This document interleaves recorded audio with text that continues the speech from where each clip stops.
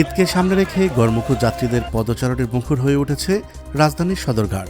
যাত্রীদের পদচারণের মুখর ঢাকার প্রধান নদীবন্দরটি। লঞ্চের কর্মীরা যেমন নিজ নিজ লঞ্চে যাত্রী ভেড়াতে হাঁকডাক করছেন, তেমনি যাত্রীরাও মালামাল নিয়ে লঞ্চে উঠতে ব্যস্ত। এবারের নৌপথে ঈদযাত্রা কতটা রোমাঞ্চকর আমেজ বিরাজ করছে তা জানাবো আমাদের সহকর্মী সাইদুর রহমান ঢালির ভিডিও চিত্রে। চলুন শুরু করা যাক।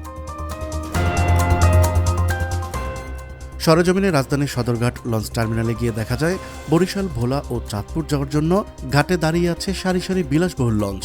লঞ্চগুলোতে দূর থেকে যাত্রীদের ভিড় লক্ষ্য করা যাচ্ছে। যাত্রীদের উঠানোর জন্য হাঁকডাক দিচ্ছেন লঞ্চ শ্রমিকরা। ঈদযাত্রা শুরুর পর আজ যাত্রীর চাপ তুলনামূলক অনেক বেশি ছিল।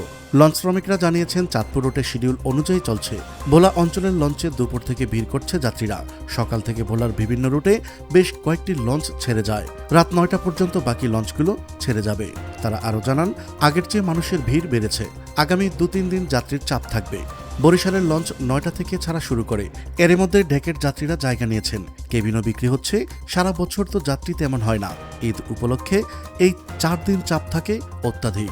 ঈদ উপলক্ষে ভাড়া আগের মতোই আছে। অনেকে আবার ২০ রমজানের অগ্রিম টিকিট কেটেছেন। যাত্রীদের সুবিধার্থে সব ব্যবস্থা নেওয়া হয়েছে।